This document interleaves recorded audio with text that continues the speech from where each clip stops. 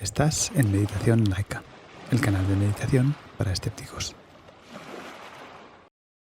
Mucha gente, y yo me incluyo, se mete en meditación para resolver sus problemas mentales.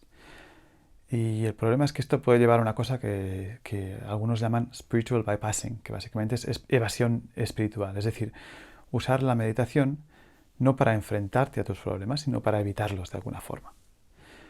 Por suerte, la meditación también se puede usar para enfrentarte a tus problemas psicológicos y resolverlos en cierta medida.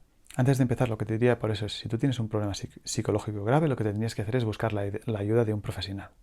Lo que yo te puedo contar ahora en un vídeo de YouTube a lo mejor te puede ayudar.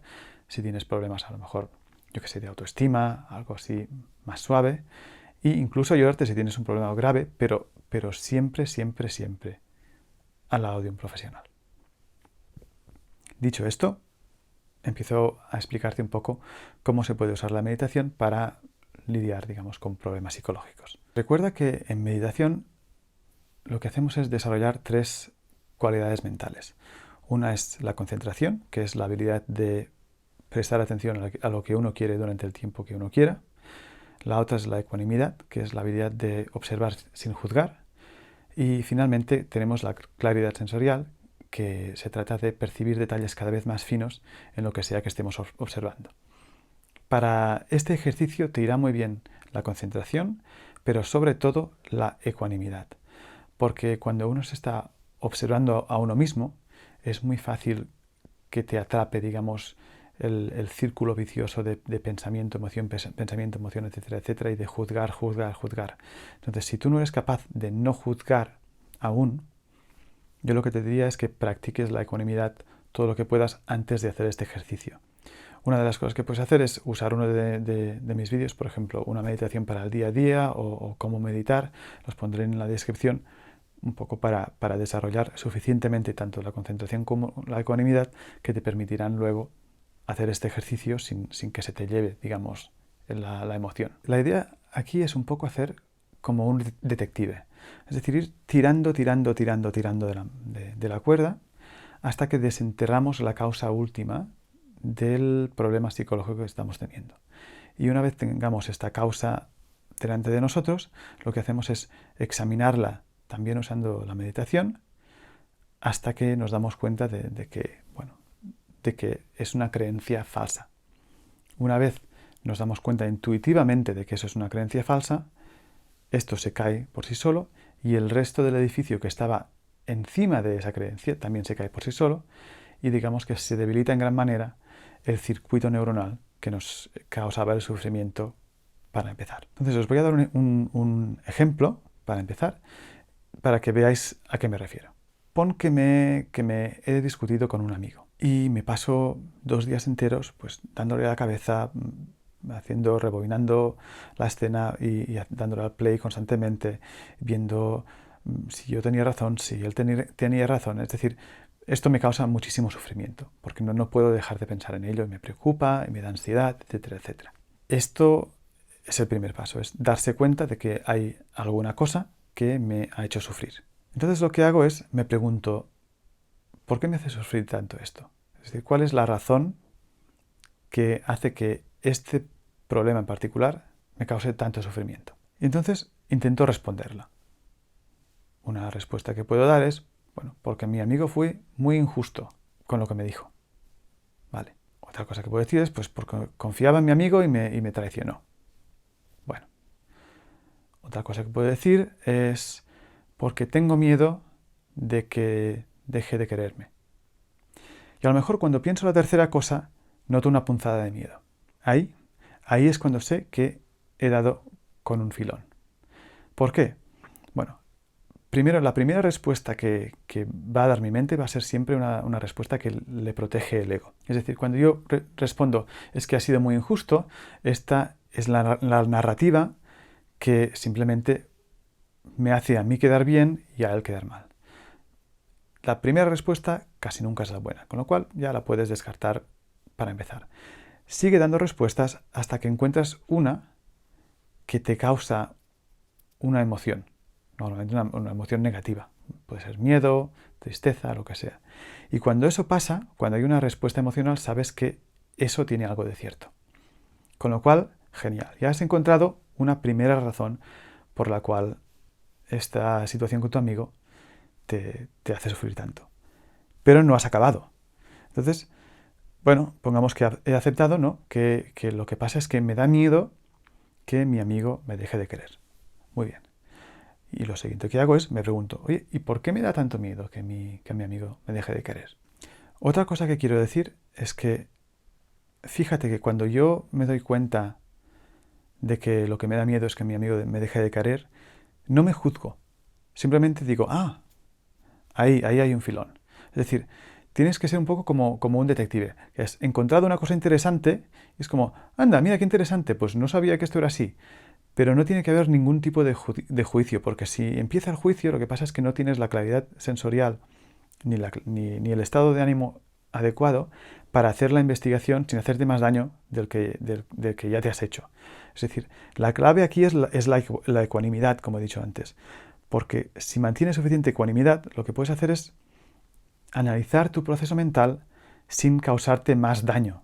Yo cuando tenía 20 años hacía esto que te estoy explicando, pero no tenía suficiente ecuanimidad y con lo cual lo que pasa es que me pasaba noches en blanco dándole a la cabeza porque yo quería desenterrar, pero había una resistencia absoluta a desenterrar las causas de mi sufrimiento, porque digamos que enseñaban facetas de mí mismo que yo no quería conocer, porque me dejaban muy mal. Así que la clave aquí es tener una cierta compasión hacia uno mismo, es decir, bueno, yo es que soy un bicho, un animal asustado al que le han dejado aquí en el planeta sin explicarle por qué, que no tiene ni puñetera idea de lo que está pasando, que no tiene ni puñetera idea de qué va todo esto.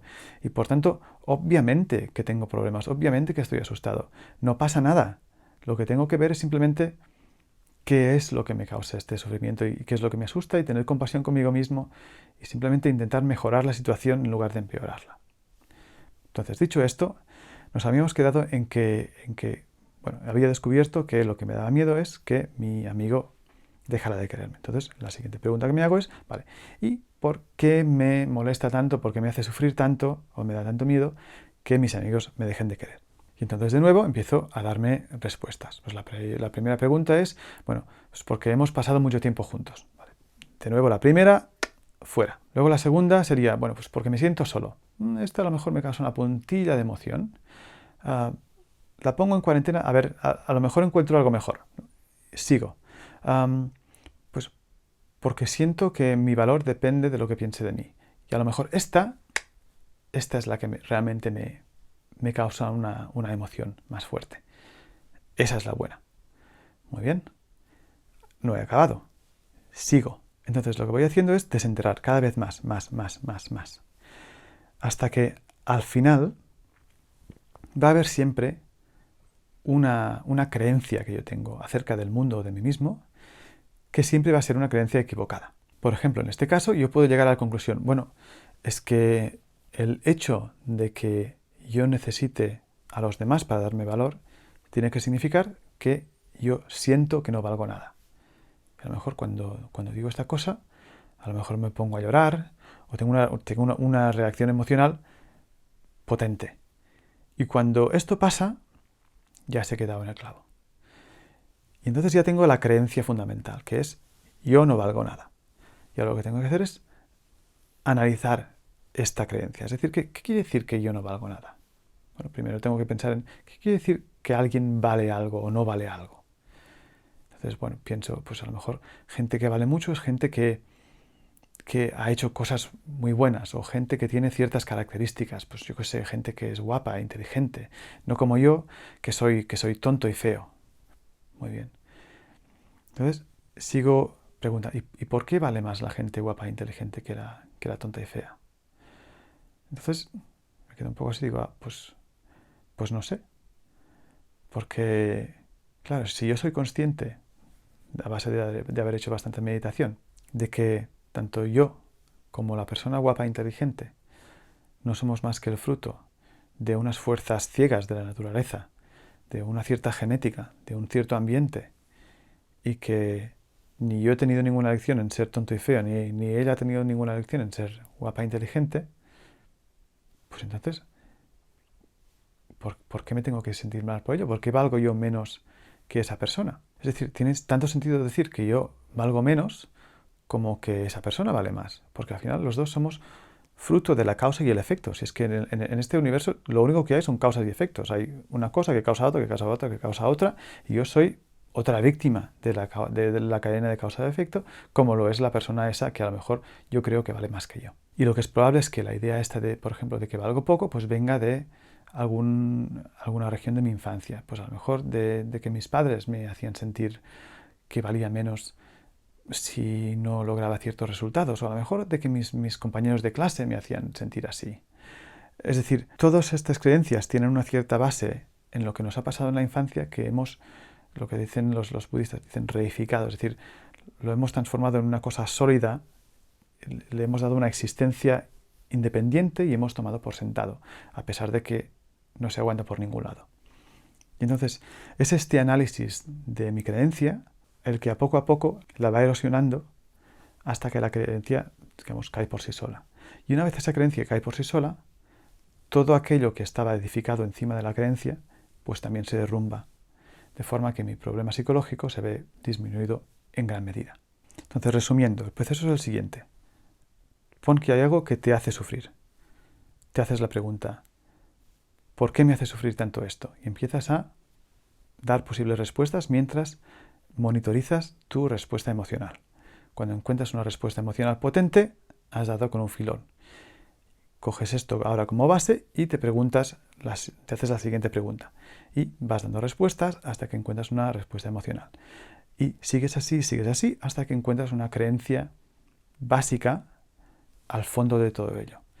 Lo que haces con esa creencia es, primero, miras de dónde viene, pues a lo mejor puede ser de tu infancia, de tu adolescencia, de lo que sea, y luego la analizas hasta que te das cuenta de que no tiene ningún sentido, de que no se aguanta por ella misma.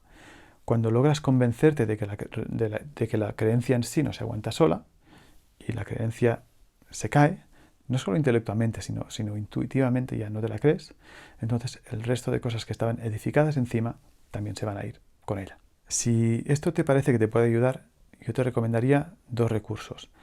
El primero es un libro de Adyashanti, que en inglés se llama The End of Your World. No sé si está traducido al castellano, puede ser que esté traducido como El final de tu mundo. Pondré un link en la descripción. Y es un libro que está hecho para gente que ya ha llegado a la iluminación, pero yo lo he leído y me ha sido de gran ayuda a pesar de no haber llegado a la iluminación. Es decir, que me parece algo muy útil para digamos, trabajar con problemas psicológicos que muchas veces no solo son poco agradables, sino que nos hacen de barrera para mejorar también en nuestro proceso meditativo. Y otro buen recurso, lo que pasa es que este me lo tomaría con un granito de sal, es una entrevista de Michael Taft en su podcast con Douglas Tatarin, que de nuevo lo pondré en la descripción. Y este es un tío que dice básicamente que nuestros problemas, nuestros sufrimientos se basan siempre en lo que él llama 9 core feelings, es decir, 9 sentimientos de base, digamos, como por ejemplo, me siento que no valgo nada.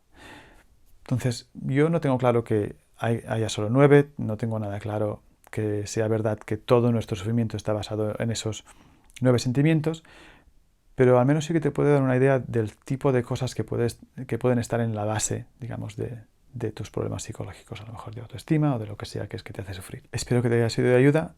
Si tienes cualquier pregunta, como siempre, me dejas un comentario y procuraré responder cuanto antes. Muchas gracias.